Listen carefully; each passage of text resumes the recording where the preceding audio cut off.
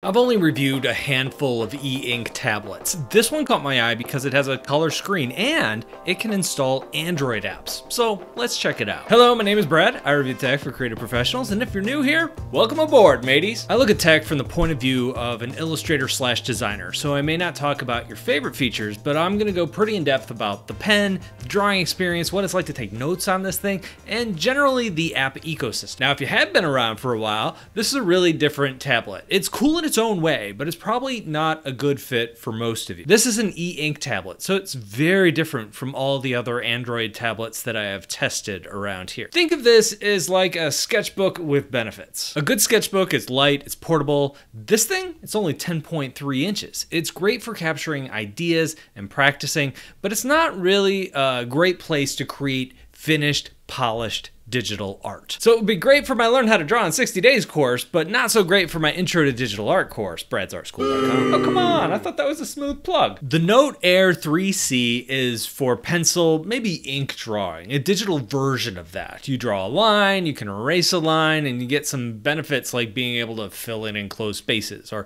being able to pinch and zoom, which is something I always forget I can't do in a sketchbook. Apple has ruined me! The Note Air 3C fits that bill perfectly because it's crazy thin, the battery can last for days and days, it comes with a pen, it's fun to draw on, and it's a fantastic little digital sketchbook. Is it worth the $500 price tag?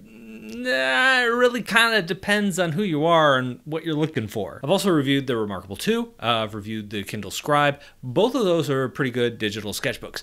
They compare favorably to this. But what puts this heads and shoulders above those for me is the Android App Store.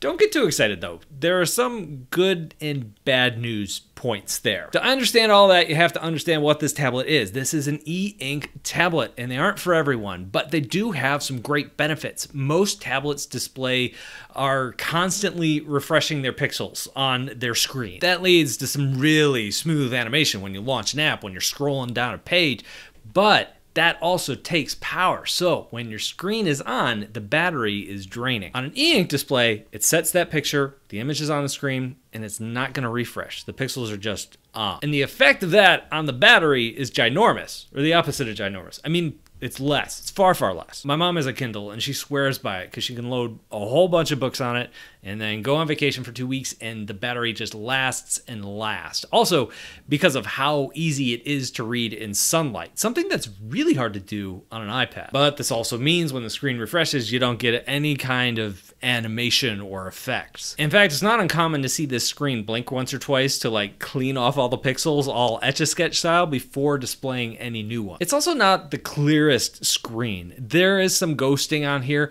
You will see the previous image faded behind some of the icons when you load a new screen. It's like a ghosting effect. It often feels slower than the tablet really is because we tend to equate smooth animation with good performance. So even though this display is color, it's not black and white like the Kindle or Remarkable 2, the colors don't pop. They aren't vibrant. It's just not what this tech can do. In fact, you're limited to some 4,000 some odd colors on this thing. And many times what it's doing is it's combining one color to another color in order to create the colors that you're looking for in many apps. So color accuracy is not really what it's doing here. But if you want a great outdoor sketchbook, that will almost always never be charged. Boom, here you go. This is a really good one, probably the best one I've ever used. So there's no excuse for missing today's assignments on bradsartschool.com. Hey, I wasn't done. Fine, let's talk about drawing on the Note Air 3C. One of the reasons this is my favorite e-ink display that I have tested is that the note-taking app is light years better than what is on the Remarkable or the Kindle Scribe. Although I will say I don't have either of those devices anymore, so they may have updated. However, those note apps, those drawing apps that they had pre-installed were really not feature rich. Here, it's a different story. There's a lot going on. Now, while using an e-ink display, it doesn't feel as responsive as an Android tablet or an iPad does. But here, when you're in this Notes app, there is virtually no lag to this pen at all. If I draw really fast and then slow down my camera, I can find lag, but who does that? I mean, other than me. Real time, it's surprisingly responsive. Now, this is a Wacom EMR stylus. This is the same tech that Wacom uses in their Wacom One tablets. This is the same tech that Samsung's using for their S Pens. So the lines are super smooth. There's no wobble here. The pressure is really good. And generally, it's just a great pen that doesn't have a battery, so you never need to worry about charging it. Now, the stylus comes with a cute little sock that goes on top of it. I just recently learned that these pens can break if you store them standing up on their tips. So don't do that. Or if you just apply too much pressure to the tips. So this is really protecting that. I learned this all the hard way a few weeks ago. Rest in peace, S Pen Creator Edition. Now, out of the box, the accuracy of this pen was spot on for me, but if you do need to jump in and calibrate this thing and make it more accurate, there are some calibration tools in the settings if it ever feels off. The Notes app itself has a handful of brushes or tools to draw with. There's a fountain pen, there's a paintbrush, there's a ballpoint pen, there's the pencil, there's the highlighter. I'm gonna be focusing on the pencil here because I love it almost as much as you would like taking my course over. Okay, fine.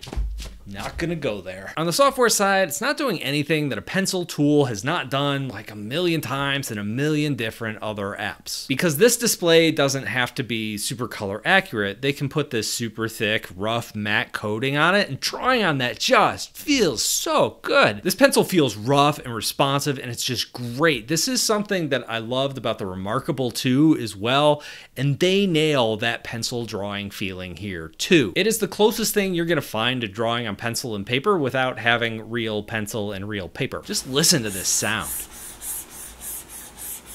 And if you want to take notes digitally, this is the way to do it. There's no extra looping, there's not too much smoothing, and it just feels so natural and organic. When I'm just writing something down, I feel like I can move faster when I have more control, and that's why this just feels so good. This Notes app also has layers, something the Kindle lacks. It also has undo buttons. It has an eraser. The eraser is probably the only negative part about this whole thing. While the pencil is fast and responsive, the eraser is slow and it's really hard to be accurate. There's a line erase mode. This is really nice for note taking because you can just like scrub over part of a word or of a letter and it's gonna just take out that entire letter. For drawing, not so much, especially if you have like a really rough sketch. It's not sure what part of the line it should remove or what area of the line it should remove. So when I say this is good for rough sketches as opposed to finished artwork, that eraser really plays into that pretty heavily. It's just not quite as responsive, not nearly as responsive as what you might find in other drawing apps. Now the layers that are here are pretty basic. You can turn them on and off. There's no real transparency or anything like that. So if I was gonna go about creating a sketch and then putting some finished line work on a separate layer above it, probably what I would do is I'd change the color of the pencil I'm using first. That's because if you use a black pencil and then put like black line art over that, it's kind of hard to see what is pencil, what is line art, look kind of weird. So it takes a little bit of thoughtfulness and planning ahead on my part. Now there's a lot more to cover in the native Notes app. There's like a basic bucket tool. There are some basic gestures. You can pinch and zoom, hallelujah. You can attach files to this like images and audio clips, and there's like all sorts of templates and grids. There's a lasso tool, there's a shape tool. For a Notes app, it seems pretty feature complete to me, although I will say I am not a notes nerd. I just kind of scribble down what I'm thinking. For a drawing app, it's not quite as feature complete. However, it is far beyond what I found on the Remarkable and the Kindle. Even the image exports are pretty good. You can't save layered files here, but it kind of flattens everything out. You can export a PDF, a bitmap, a PNG. I think it was the Kindle when I reviewed it. It compressed the living daylights out of things and made them all jaggy. It was weird when you tried to export anything off that device. But wait, there's more. Remember how I told you at the top of this that it can run Android apps? That's the thing that makes this like super powered. But with great power comes great responsibility and not so small amount of lag. I loaded up some of my favorite Android drawing apps here. We're talking about Clip Studio, Artflow, iBez Paint X, and they work surprisingly well. The pen lag though here is just killer, where the Notes app is designed to be like super responsive with this pen and ink e-display. These apps were not designed to ever be used on anything like this, and it shows. It is hard to make lines line up or really know how accurate that you're being. There tends to be okay for like quick sketches, but far less suited for more finished line art because it's just too slow. So I would say these apps are okay for sketching, like quick rough sketches, but then again, if that's all you're gonna be doing, just do it in the Notes app, it's better. This is also an area where color might really hold you back too, even though this is uses a color display. Exporting these images to another device shows how crazy inaccurate and how off the color representation you thought you were getting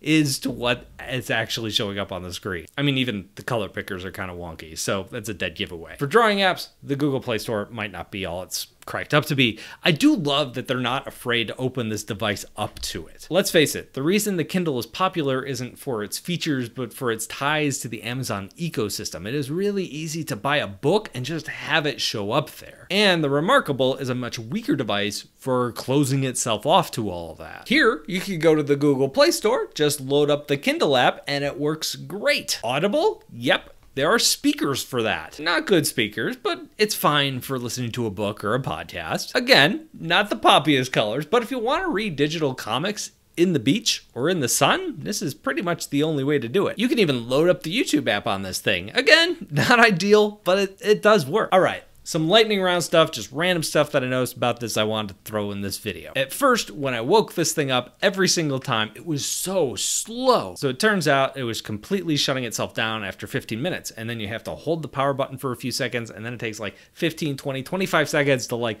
boot up so you could do anything with it. Those were the default settings. So what I did is I went in and I disabled power, and I was able to get this thing to go to sleep every 5 minutes. And then with a quick tap of the button, it will wake up instantly, and it'll only turn off when I say, hey, you should turn off now. Now, earlier in this video, I said that the battery can last for days, but the word can is doing a lot of lifting in that sentence. This display also has a backlight. Now, this is great for like indoor reading or drawing or that sort of thing. Also, nighttime reading, it's almost impossible to read in a no light situation on like a device without a backlight. It is worth pointing out that that backlight is a pretty large drain on the battery, a significant drain. You're going to lose a lot more battery power with that on than you will if you keep it off. So is this worth getting for illustrators? Probably not. This is pretty expensive. It's currently $500. And while I love how that pencil feels, it feels so good on that screen, this device itself is pretty niche, at least for the illustration market. While there are benefits, being able to draw outside, that battery life, the nice pen, the pencil feel,